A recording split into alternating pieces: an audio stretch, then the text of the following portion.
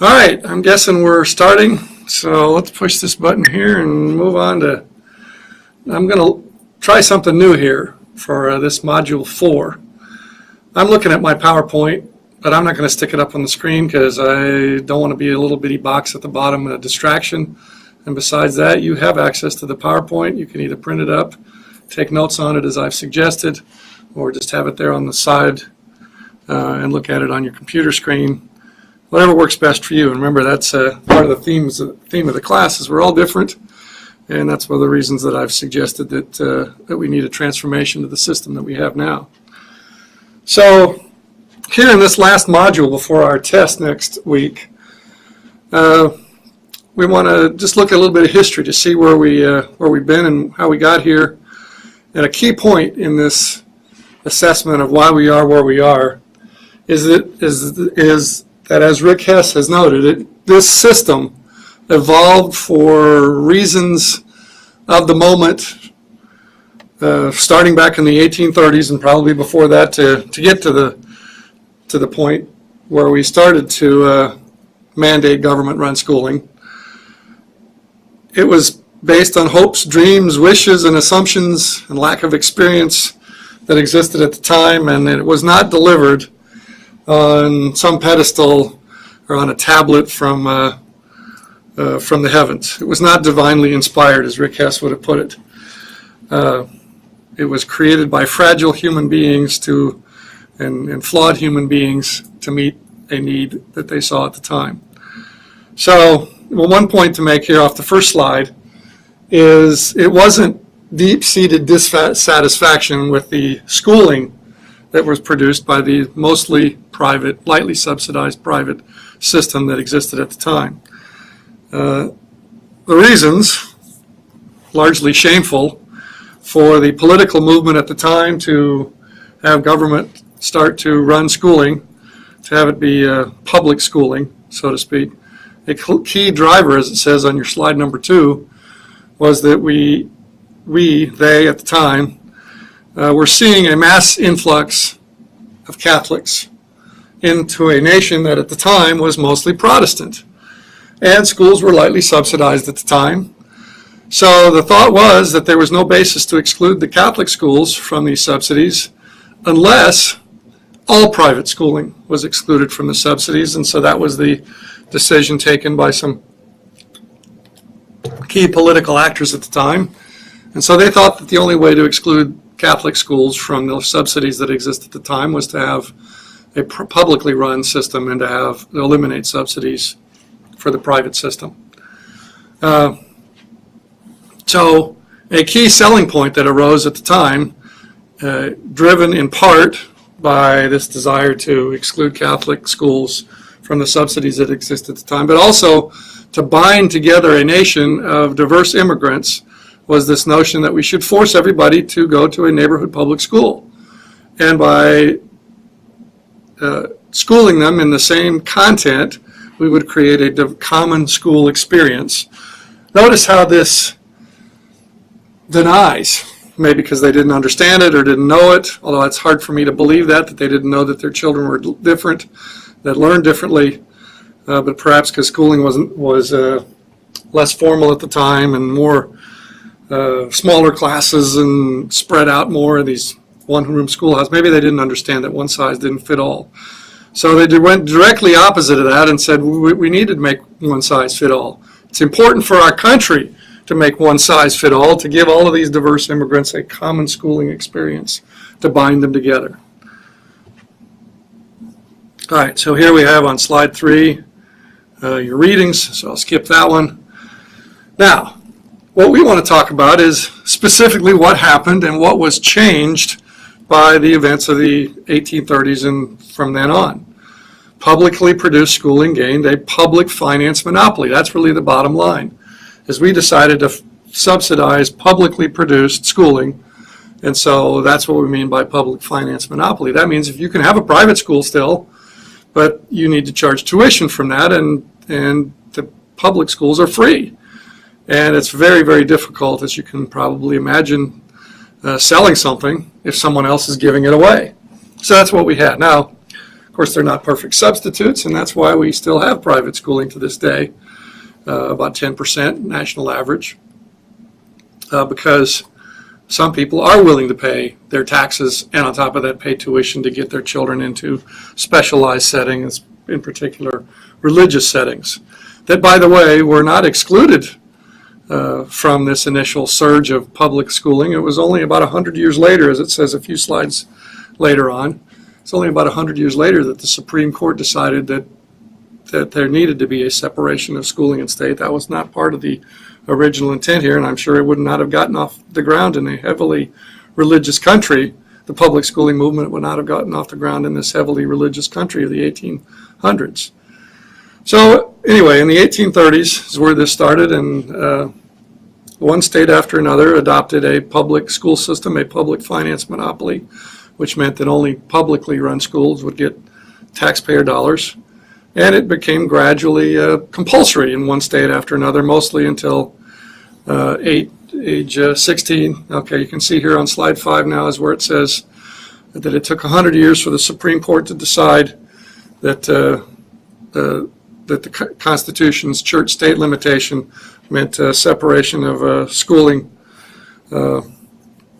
meant to limit schooling content to non-religious, to secular items.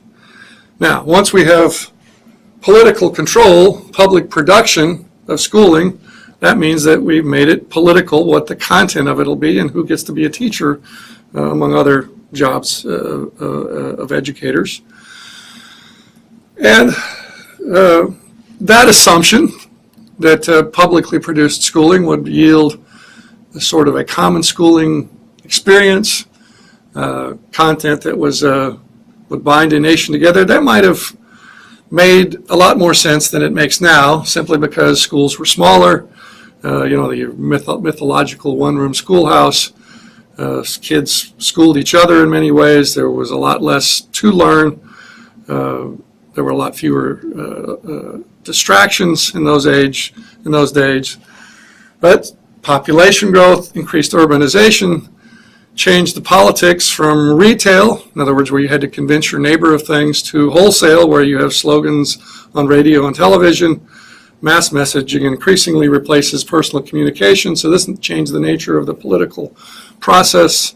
And then the growth in schools, urbanization meant that it became convenient to zone your neighborhood public school part of neighborhoods. So we started to sort by neighborhoods, and we started to sort children by age because it was convenient to do it. We didn't think about how that might be problematic, that it was probably made more sense to separate them by ability, by certain subjects, but also that turned out gradually, as we'll find out in Module 5, to be increasingly politically incorrect to label children as faster or slower, and within the same campus and within the same attendance zone. All right, so what changed was that we had bigger classes, and politics went from retail to wholesale, which fundamentally changes it. A key person to mention here, a key driver of this movement to create public schooling, was Horace Mann, a commissioner of education in the state of Massachusetts. And so he was the big mover and shaker for this, made the arguments that were compelling ultimately in getting one state after another to adopt public schooling, and thus political control of schooling content, and then to deny the subsidies to Catholic schools. And by the way, if you're curious, we're now on slide 8. You have to understand what they did or didn't know at the time. There was little science-based evidence at the time, and there probably isn't even all that much now, to identify specifically the likely policy outcomes of political control of schooling, especially since we really hadn't even settled on exactly what political control of schooling meant. E.G. West, James Tooley, and others like Milton Friedman rigorously questioned, and this is like in the last 30 or 40 years, rigorously questioned the key assumptions, mostly implicit, that public production of schooling entailed, and that it didn't really take public production of schooling, as was assumed, to realize the alleged and sometimes real public benefits of schooling. But again, all of this was not occurring back in the 1800s. It was driven by hope triumphing over experience, hope triumphing over lack of experience. And so the public production proponents at the time, and still to this day, would argue that if we didn't have public production, if we didn't compel folks to be in certain schools with certain curricula chosen politically, that they would neglect courses that were key to citizenship. They would neglect courses not directly related to the earning power, the future earning power of their children. But E.G. West in particular, Tooley, Friedman, and others argued that it wasn't the quantity of schooling per se that might be a function of whether we subsidize it or not, but the nature of the content and exactly what parents would buy on their own versus what they would not buy if it was not subsidized. It was that discussion that led at least to some thinking about, subsidies, okay, sure, that always increases the amount of schooling, but is this additional amount, is that the stuff that is particularly needed for citizenship, neighborhood effect, public benefit sort of schooling effects? What Friedman, Tooley, and others have concluded is it's not the additional schooling that might be foregone if parents had to pay for it privately out of pocket versus if it was subsidized. It was not that. It was the basic schooling. It was not that mattered most to citizenship. It was basic skill acquisition, the ability to read, write, and think that mattered most to these public benefits of schooling, citizenship, etc. And those were the things that everybody would buy if they bought anything at all. And so they coined a very economic term that you may want to look at since you're all economists, inframarginal, INFRA-marginal. That term says that it's not at the margin that the citizenship-related, public benefit-related schooling would occur, that it was short of the margin that would occur no matter whether it was subsidized or not. Another quick drink because I'm a little bit struggling with dry mouth this morning. I was at a conference out west over the weekend, so I guess the dry air got to me a little bit there. All right, so back to the, we're on slide 10 now. One of the arguments, among many, that Horace Mann and others made at the time was that if we had increased subsidy of schooling, and in particular through publicly produced schools, that we would increase economic development, social cohesion, it would reduce crime, among other things.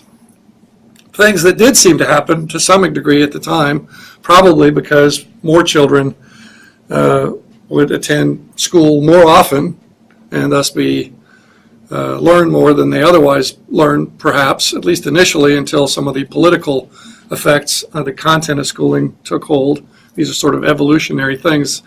Political control didn't instantly have all of the effects that we see today. And now it seems, 100 and something years later, that publicly funded, publicly controlled, publicly produced schooling seems to be having some of the opposite effects of what it was intended to have had and maybe it initially did have back in the mid-1800s when this movement began. And another reason for publicly funded schooling at times is the assertion that some parents are negligent and that they won't even send their children to school at all if it isn't mandatory and if it isn't provided for free through taxes.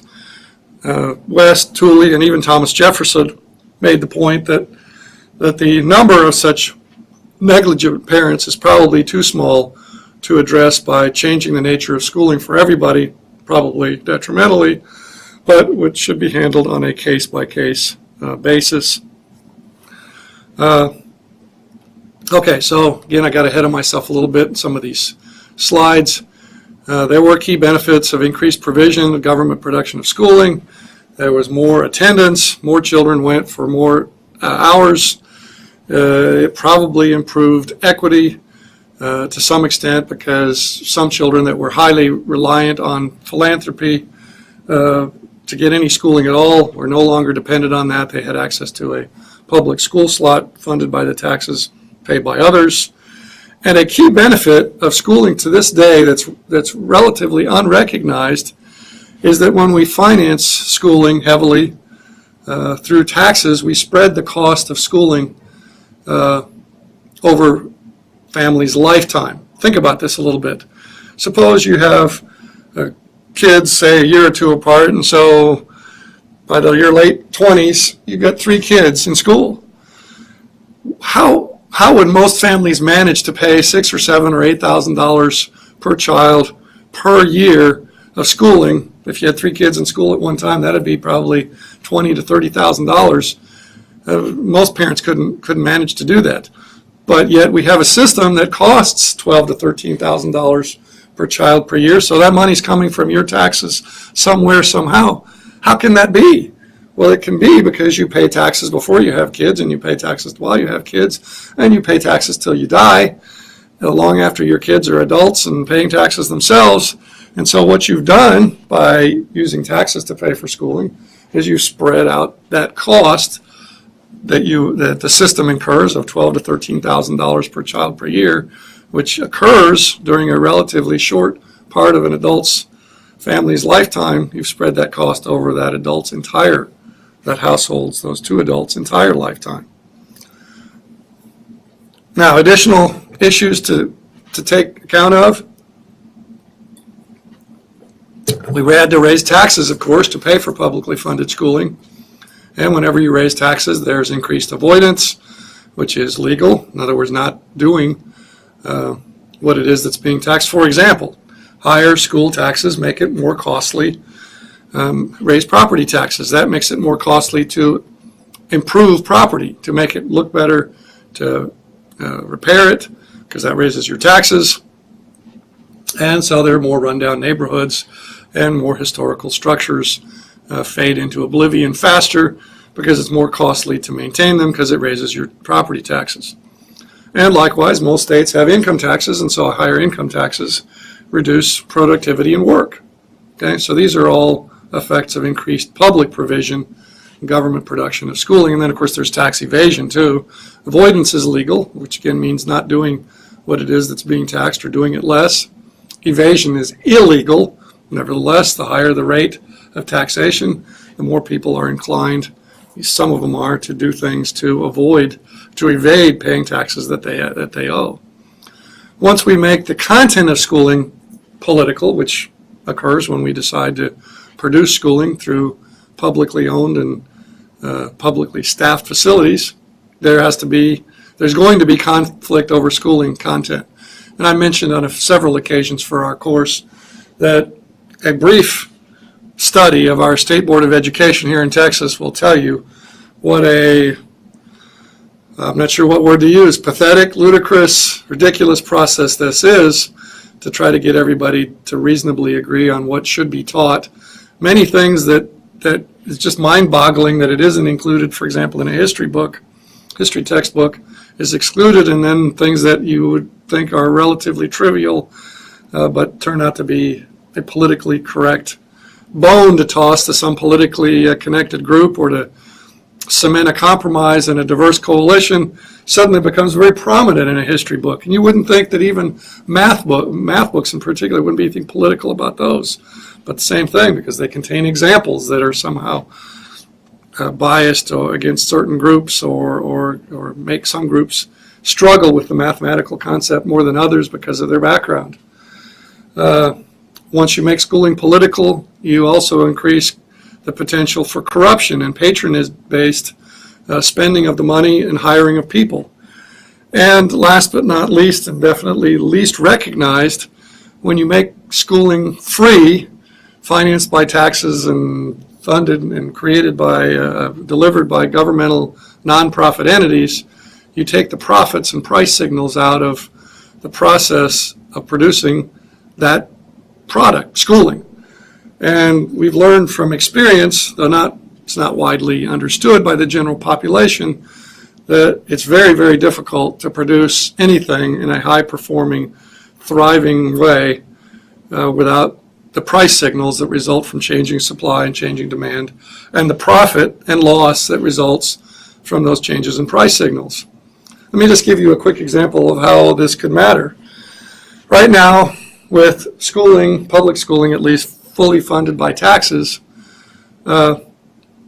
families have no incentive to choose cheaper versions of schooling, even though the cheaper version may work just fine for their child. So it would be helpful to signal that different kinds of pedagogy, different kinds of themes, different ways, for instance, online versus face-to-face, different kinds of schooling cost different amounts of money.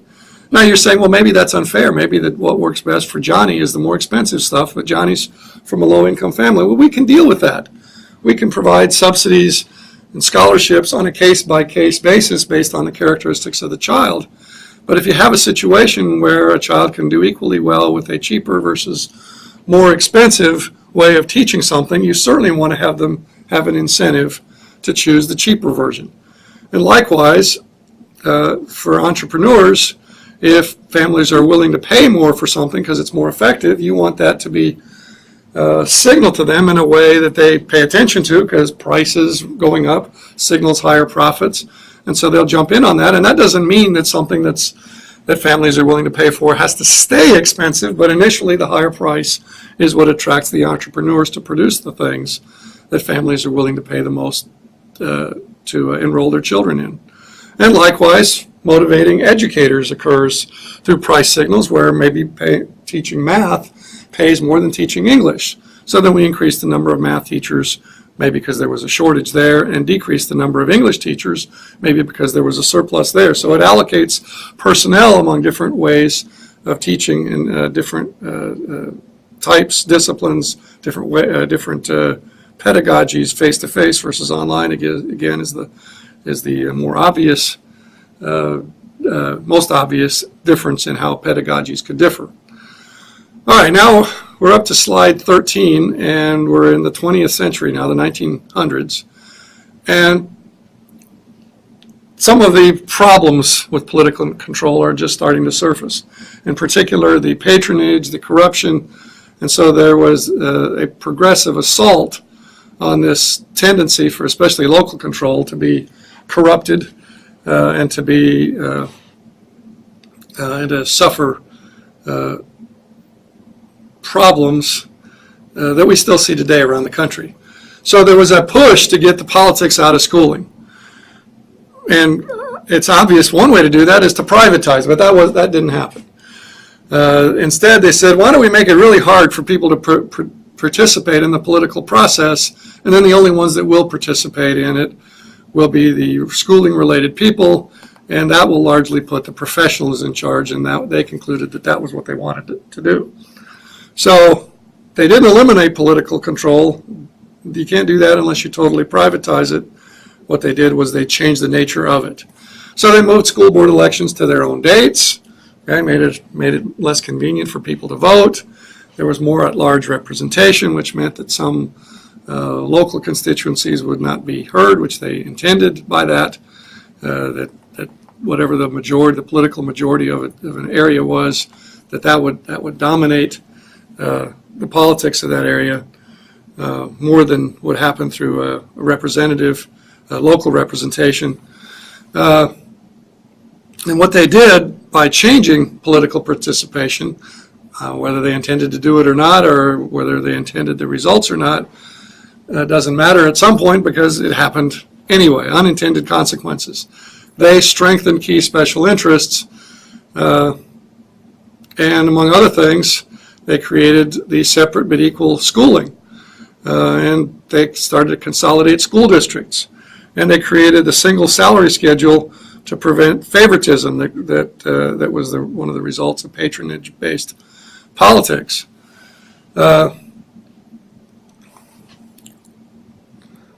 So we had a situation where the schools were insulated from competition through their public finance monopoly, and children were assigned to schools based on where they lived, and so we had sort of local monopolies on children as well as the public finance monopoly.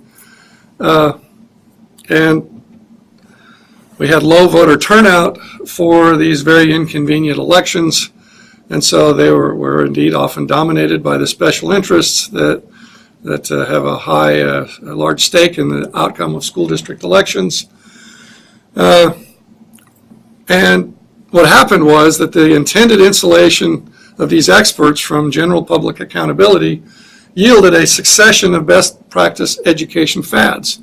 By the way, I'm reading for the moment directly from slide 16. This notion of succession of best practice education fads was documented by Diane Ravitch in Left Back, and also by Tinkering Towards Utopia by Tyack and Cuban.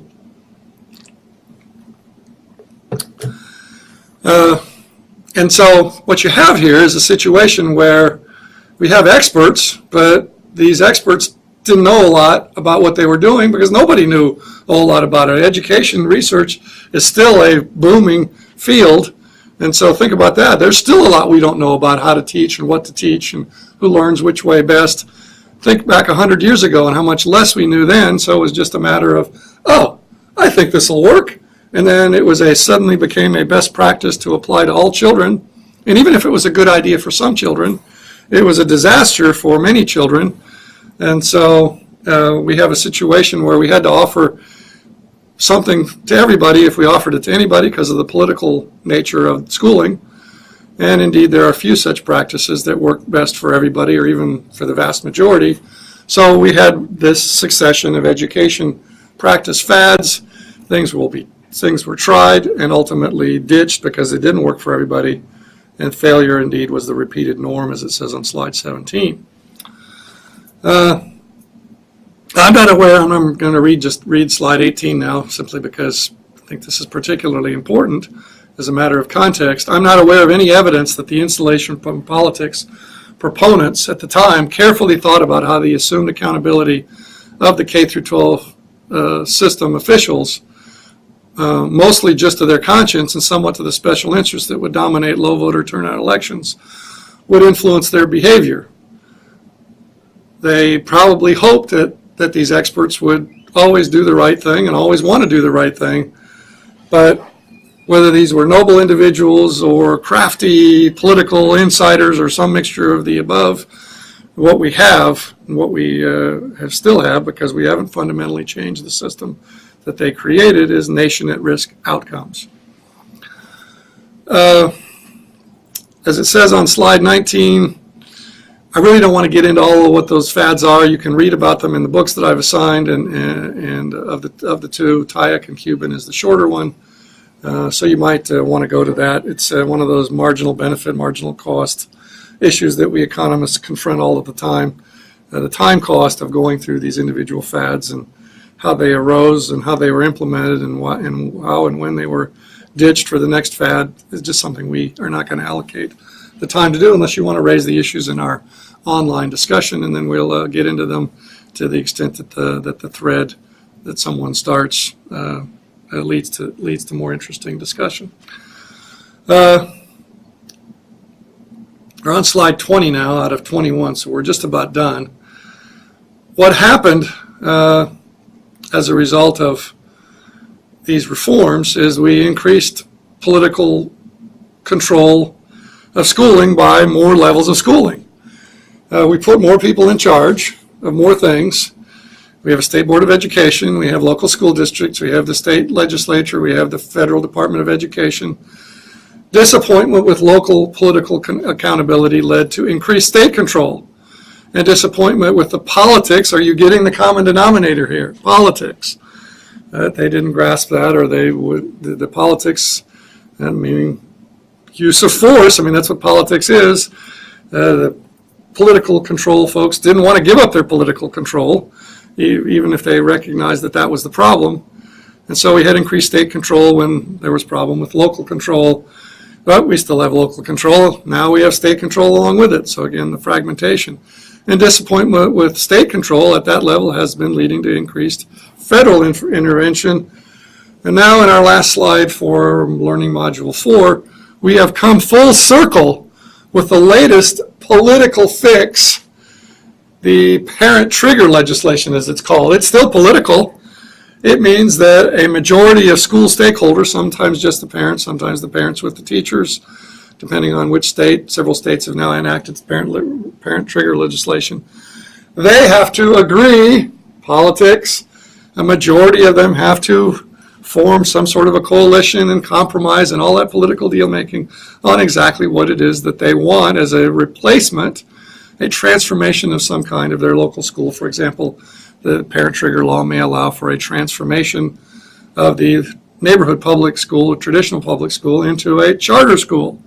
But the charter school will have basically the same challenges and problems, namely the need to serve every child assigned to it based on the fact that it lives closest to that school and hasn't been assigned to any other school. It will still have all the same basic problems, and so as you can tell, I do not have high hopes for parent trigger legislation as a way to fundamentally change schooling. Nevertheless, I support it. As it says there in the title of that blog on that you can click on slide 21, it's a bad idea whose time has come, simply because the alternative of not allowing parents to transform a school which may be disastrously ineffective, that option of denying parents that right is even worse. Well, thank you. We'll see you in class in a few days, and we'll have an exam on October 7th. And for those who might view this presentation in a different year than I recorded, that would be October 7th, 2014, when that exam will include learning modules 1 through 4. The reasons, largely shameful, for the political movement at the time to have government start to run schooling, to have it be public schooling, so to speak. A key driver, as it says on your slide number 2, was that they at the time, were seeing a mass influx of Catholics into a nation that at the time was mostly Protestant. And schools were lightly subsidized at the time. So the thought was that there was no basis to exclude the Catholic schools from these subsidies unless all private schooling was excluded from this.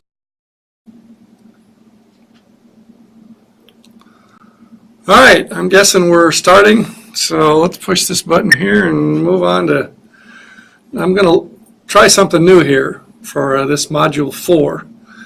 I'm looking at my PowerPoint, but I'm not going to stick it up on the screen because I don't want to be a little bitty box at the bottom, a distraction. And besides that, you have access to the PowerPoint. You can either print it up, take notes on it as I've suggested, or just have it there on the side and look at it on your computer screen. Whatever works best for you. And remember, that's part of the theme of the class is we're all different. And that's one of the reasons that I've suggested that subsidies. And so that was the decision taken by some key political actors at the time.